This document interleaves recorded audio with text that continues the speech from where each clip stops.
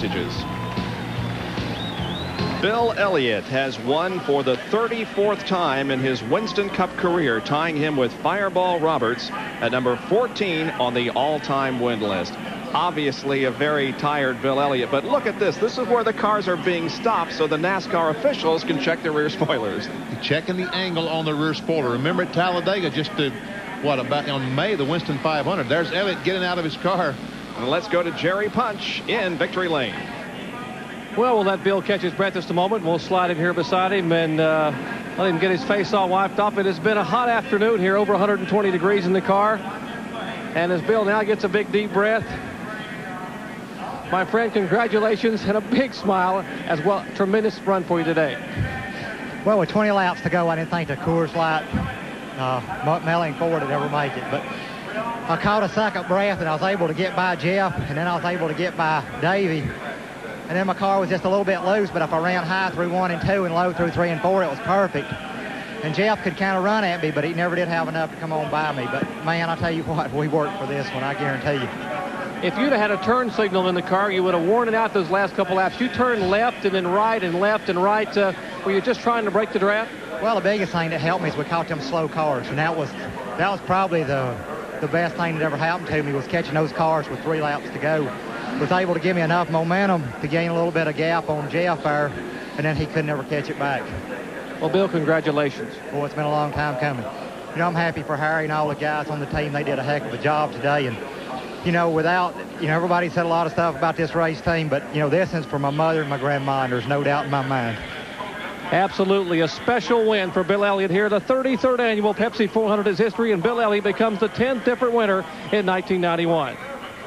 Bill Elliott wins the Pepsi 400 here at Daytona International Speedway. Back with more right after this.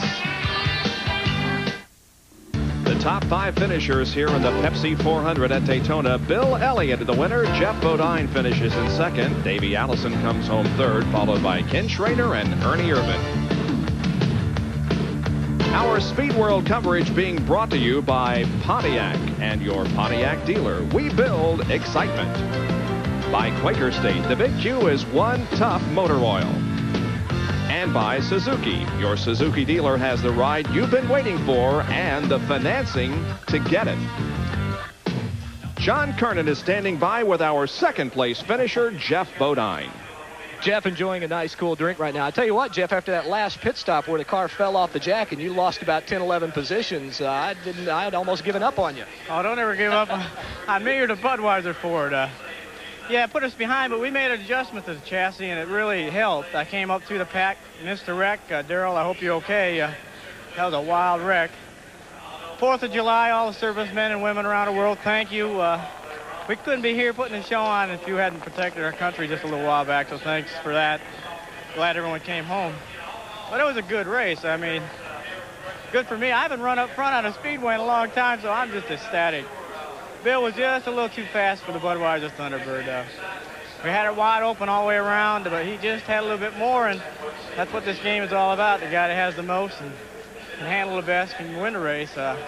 Good race, Bill, Davey, Sterling, Kenny, everybody. It was a great race except for that one wreck.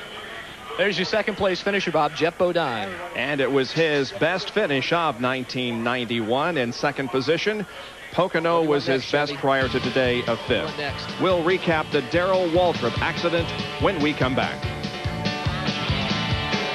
Well, we thank the airship Shamu, the goodwill ambassador of SeaWorld, for providing some great aerial shots of this Pepsi 400 here today. The pilot, Alan Judd of Australia, and Steve Adams of Trotwood, Ohio, heads for the airport. Got some rain moving in the next few minutes, so the SeaWorld and the airship Shamu moves away from the racetrack.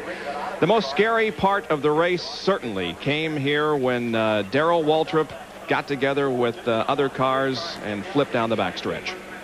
Alan Kawicki and Darrell Waltrip make some contact there. Kawicki gets a little bit sideways, comes down, bumps Waltrip, and Joe Ruttman has no place to go. They get alongside to the grass. They pick up speed, going strong. Now the asphalt road makes the car lift, start flipping, and watch Waltrip as he goes over and over.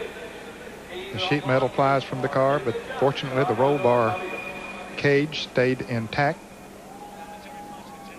And we go to Dr. Jerry Punch, who's with Jeff Hammond. Well, we told you earlier they had taken Darrell Waltrip to the hospital, to the care center over there at Halifax Hospital for a checkup. Jeff Hammond has just come back from the hospital and is back in the garage area. Jeff, what's the status on DW? Well, all things considered, Jerry, he's doing exceptionally well. He's complaining about his shoulder, but he is conscious, and he knows all of us, and everything seems to be coming back to him. He got a little rattle-headed because, from what I understand, I haven't seen it yet, but he took a pretty wild ride back over on the backstretch. But he's laying over there right now, and him and Stevie are talking about he hopes he can get out this afternoon so he can get on up on his vacation. So I'd say he's doing really good. One tough customer, and I know DW, you're probably watching over there.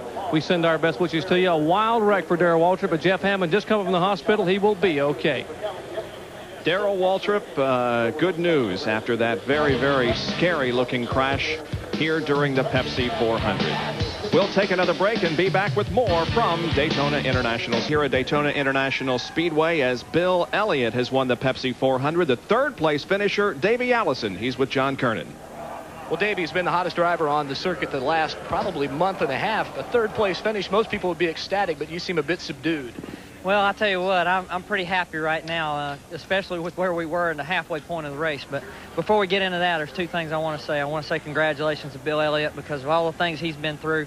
He deserves this victory today, and it's got to be a great uplift for him. And the other thing is I want to say hi to Darrell. Hope he's feeling good. I know that was a pretty bad wreck over there, and we're thinking about him and hope he gets well quick, and hope we can get by there to see him.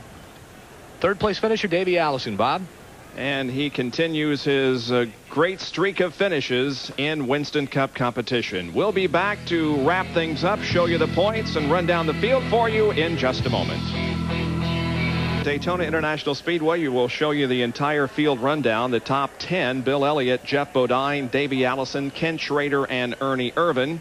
6 through 10, Michael Waltrip, Dale Earnhardt, Sterling Marlin, Ricky Rudd, and Jimmy Spencer. And as we show you the rest of the finishers, Ned, good race. Yes, it was a good race. As we said earlier, there was a lot of passing in this race, something we didn't know about with the new rules on the some of the extra metal on the cars, but it was a good race. To finish what I was starting to talk about, the NASCAR inspectors checking the spoilers at Talladega. Some guy said that Darrell Waltrip got away with a spoiler less than the 30 degrees then. Now it's 35 degrees. The inspectors made sure all the cars were at 35 degrees when the race was over. Regardless of where they finished. And you take a look at the remainder of the field. Darrell Waltrip finishes in 32nd position after that very bad crash. But as we have indicated before, he is awake, alert, and we wish him the best and hope he can get out of the hospital even later this afternoon and back on the trail. Now we take a look at the points. Earnhardt continues, of course, to be on the top, and as a matter of fact, he stretches out the advantage over Rudd. The advantage now 146. Ernie Irvin is 214 behind. Ken Schrader is 216 behind. That's a good battle there for third position in the points between Irvin and Schrader, who ran together just about all day. Davey Allison has moved to 5th in the point standings. Now, he was 6th going into this race, but he has moved to 5th. Back to 6th is Waltrip. Then Gant, Mark Martin remains in 8th position. Michael Waltrip and Sterling Marlin, who was the pole sitter here for this event. He will go into the next event in 10th position in the points. Well, we invite you to stay tuned for golf coming up next here on ESPN in just a few moments, and an invitation to watch Speed Week tonight and Saturday Night Thunder tonight and tomorrow morning at 7:50 in the morning from Magna Cours. That's the brand new racetrack where the Grand Prix of France will be contested, and we will have the live coverage for you tomorrow morning at 7:50 here on ESPN. Be a couple of more weeks before we rejoin you again for Winston Cup racing. That will be at Pocono International Raceway. My thanks to Ned Jarrett, Benny Parsons, John Kernan, and Dr. Jerry Punch, and major congratulations to Bill Elliott, who was the winner here today. Thank you for joining us. This is Bob Jenkins. So long, everyone.